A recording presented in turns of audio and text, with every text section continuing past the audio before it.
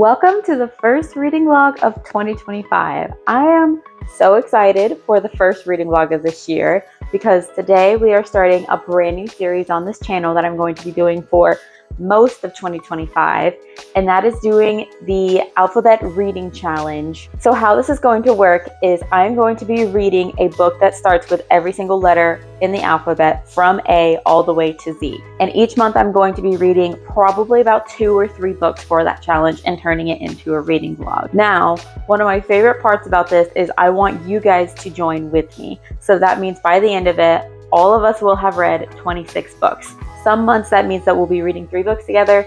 Some months that means that we're going to be reading 2 books together. But either way, I encourage you to hop on as often as you can with whatever month you can. And yeah, I'm looking forward to it. It's going to be so much fun. If you're planning on doing this challenge with me, let me know in the comments and let me know which books you're going to be reading for today's video, which is books A, B, and C. Now, I'm starting this video in December because the first book that I'm going to be reading for the letter A is really thick. So I wanted to get a little bit of a head start on it. But I know that this video isn't probably going to come out till at least mid to late January just because of the timing of other videos that I'm going to be putting out. So the book that I'm going to be doing for letter A is actually right here. And it is a nonfiction book, Alan Turing, The Enigma. Now, this is a nonfiction book about World War II, and you may have actually seen the movie on this with Benedict Cumberbatch and Keira Knightley, and a few of the actors from Downton Abbey are also in it, so I don't remember their names off the top of my head, but I really enjoyed this movie. I thought it was so interesting, and so I got the book of it, and it is a little chunky. It is going to be 664 pages of just straight up history. Yeah, it's going to be a little bit of a feat. So now you know why I'm starting this video a little bit early. It's because it might take me a while to get through this giant chunk of a book. Let me know what you're planning on reading for the letter A in the comments. I better get started on this because this is gonna take me a while. One more thing about this challenge that you guys probably should know is that I personally am going to be prioritizing my physical TBR that I already own, also books that are on my 25 books to read in 2025 list. So ideally, this challenge will help me not only reach my reading goal, but also read the 25 books that I plan on reading in 2025. And it will get me to read books that maybe I wouldn't have leaned towards otherwise. I'm not going to be counting the word the, and I'm not going to be counting the word a or a. Because if that was the case, then almost half the books that I owned would start with T. So for instance, a book like The Love Hypothesis, this would not be under T, this would be under L. So those are the parameters that I'm setting for myself for this challenge. Obviously, if you are joining with me, you're welcome to use my parameters for this challenge or to create your own. Maybe you only want to do every other letter in the alphabet, or maybe you don't have a book that starts with the letter A, but you have one that starts with the word A. And so you want to count that as your A little book. Honestly, it's completely up to you. Those are just the parameters that I set for myself in this challenge. And I want you guys to be able to come along with me for as much of this challenge as possible. So set your own parameters in order to make yourself successful in this challenge. I need to get started reading because I have a long way to go before I can start our second book. Hopefully the sound is okay. This is the first video on a brand new camera, so probably gonna be messing with the settings for a while. It has been probably about a week since I have given you guys an update on my reads, and that is mostly because this book is so thick that in a week's time I've read about 200 pages and I've barely made a dent in the book. I mean, this is how much I've read. So you can see I have a long way to go. In order to finish this book in the time frame that I'm hoping, I'm gonna have to read about 200 pages a week. And since it's a nonfiction book, that makes it a little bit more of a slog. My thoughts so far are that this writer is very detailed. I like how many letters and articles that they have regarding Alan Turing and from him specifically. This is a true biography. This is not just about him making this machine that broke the German Enigma, but it's about his whole entire life. If you go into it thinking that it's specifically about him making this machine kind of like I did, then it's gonna be like, okay, when are we gonna get to the actual like World War? But if you go into it knowing that it's an actual biography, then it's really good. As far as biographies go, there's just no way around the detailedness that comes from a really good historical biography. It's probably not my favorite biography, probably partially because of the length. There's that. Also, while I was away, I took a trip last week over New Year's and I went ahead and started the book for B. Now, I was unsure which book to do for B. I had several books that are both on my physical TBR and books that were on my 25 books that I want to read in 2025 list that started with B. And so I was like, okay, what am I gonna do? So I posted a poll on Instagram, and if you don't follow me on Instagram, then you can follow me over there to get more updates on what I'm reading and be able to post some polls whenever I am being indecisive about what I'm reading. So I posted this poll. That first one you see with the heart and the little movie reel thing was Better Than the Movies by Lynn Painter. The second one was Book Lovers by Emily Henry. So that's the one with the heart in the books. And then the last one is Butter by Sako Yagasuki, and that is the one with the butter and the knife because it's about food and murder. So that is the poll, and out of that poll, the book that won was Butter by Asaka Yagasuki, again with one of my favorite covers ever. I just absolutely love it. Like, this cover would be really interesting all by itself, but the fact that it has like these little bloody fingerprints that are like tactile, I love it. And the stick of butter is like tactile too, like it's a little bit raised and smoother than the rest of the cover, so I really enjoy that aspect as well. And one of the main reasons that I was intrigued by this book was because of this amazing cover. I started Butter. I'm only on chapter 4, so I'm not super far along. I'm only about 100 pages in. So far, I think that it's really good. It's definitely very heavily literary fiction. So if you're not a literary fiction lover, this is probably not the book for you. So far, it's entertaining. I think I've mentioned what this book is about in the past when I bought it on one of my other videos when I showed you guys a book haul, but if you're unaware, this is about a woman who is a journalist and she's trying to write a story on this serial killer who has been accused of murdering several of her boyfriends, and this murderer is definitely a foodie. She's a very good cook. This woman will talk to her if they're talking about food only. They kind of go back and forth talking about food, and the journalist trying the recipes and the food that the serial killer person wants her to try in order to help her gain her appreciation for food. That's pretty much all I know about it so far. I'm really enjoying it. It's not necessarily a book that I want to sit down and just binge all of it all at once, but when I sit down and I read it like a chapter or two at a time, I have a really good time while I'm reading it. So this is our book for B. I think that this year is off to a very good start. Not only are we getting to some of the books that are on my 25 books to read in 2025, but so far they have been entertaining as well. I also went ahead and started the book for C as well, just because I'm usually reading a couple books at the same time. So reading 3 books at once is definitely nothing new for me at all. But I started reading it on my Kindle, and I'm reading The Cruel Prince by Holly Black. This is a fantasy series, and it is one that I have been really meaning to get to for a very long time. I'm thoroughly enjoying it so far. I'm probably only about 15% of the way through the book right now, but I really love the characters and the writing style so far, even though it's not far enough along in that I'm super invested in the characters. But I think this is going to be a series that I really enjoy, at least so far, even 15% of the way into the book. I'm already really enjoying her writing style and also just the world that it's set in general, Elfheim. I'm very intrigued by it, and I'm ready to like learn more about how that world works. Those are all my books so far.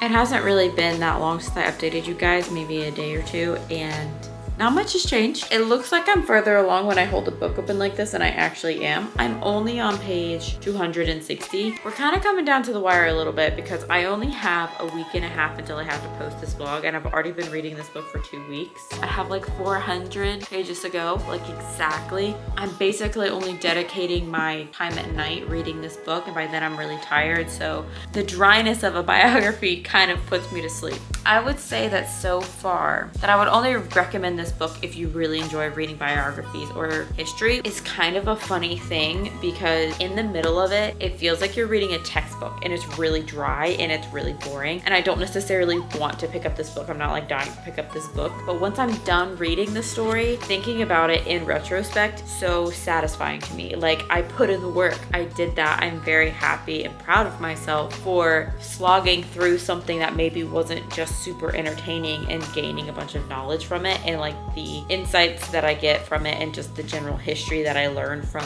reading biographies and other books about history, to me makes it worth the read because I love knowing about history. It's just reading about history can sometimes get really dry. That's where I'm at. Basically, it's really dry and it's kind of boring, but in my personal view, it's going to be worth it. Reading a 600-page book is not abnormal to me, but normally those are like fantasy books.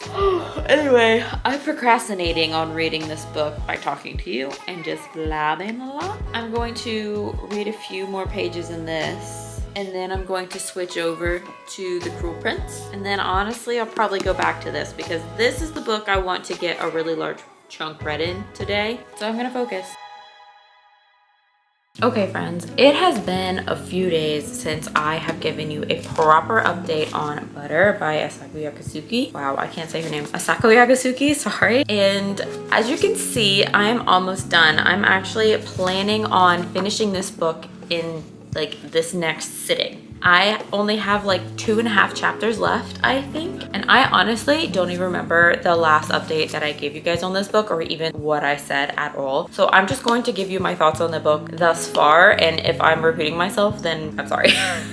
My apologies. I honestly did not think that I would have loved this book as much as I am. It's definitely not a book that is going to be a 5-star for me, but it's definitely going to be in the 4-star range, which honestly is very surprising to me. I mean, I've been intrigued by the cover and the premise of this book ever since I heard about it a long time ago, and you guys know that, but I was not sure about the literary fiction aspect of this. Literary fiction, it's really hit or miss with me. Either I absolutely love it and can't get enough of it, or I just get really cringed out by it. And considering the fact that this is only my second Japanese translated fiction, I was kind of expecting it to fall into the it cringed me out category, just because I was doubting that I was going to like it very much. I have thoroughly enjoyed this book. I found myself wanting to sit down and read it. How do I describe what I'm feeling when I'm reading this book? It's not necessarily that this is like some sort of like heart-wrenching experience for me where like the book has just like really gripped me, but I'm just thoroughly enjoying it. It's not super fast-paced. It's not trying to keep you in the dark. At least as far as I know. I still have 2.5 chapters left. This could completely turn around and like absolutely blow my mind as far as like the conclusion of it. Yeah, enjoyment, good time, calming to me. Those are my thoughts on Butter. I'm going to sit down and finish reading this in just a minute, and this will definitely be the first book that I finish, but I wanted to give you an update on both of the other books. We're just gonna go ahead and talk about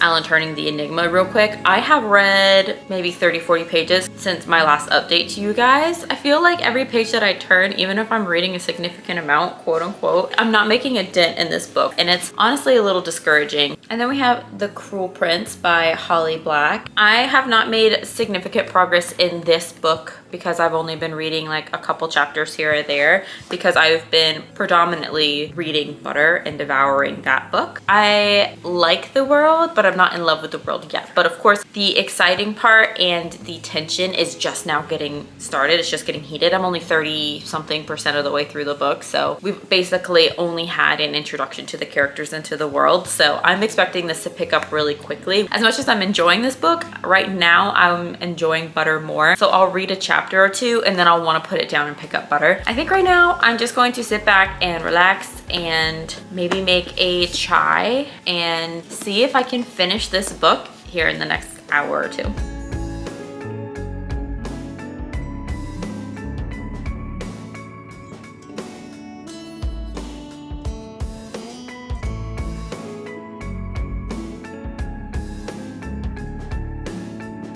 just finished Butter by Asako Yagasuki, and I have to say I really enjoyed this book way more than I thought that I would. I did find myself kind of wishing that this premise had been something that was a mystery book instead of a literary fiction book. I don't know, I kept like waiting for the plot twist, and since it's a literary fiction book, that was not the point of it, and there was no major plot twist in it. That's just based on my expectations, not on anything that the book promised and then didn't deliver. So I personally, honestly, I would recommend this book. There's hardly any language and there's only like a tiny bit of spice. Of course, you do need to know that this is a literary fiction book, so if that is not your cup of tea, then maybe don't pick it up. But I thoroughly enjoyed it way more than I thought that I would, and so I'm not exactly sure what I'm going to rate it yet. I think I'm going to save all of my ratings till the end so that I have some time to mull it over and make sure that the rating that I'm giving it is not one based on just the last couple chapters, but rather based on the book as a whole after a couple days. So that is that one. I'm so glad that I got to this book. And it's also nice to know that I have crossed off one of my books for my 25 books to read in 2025 list.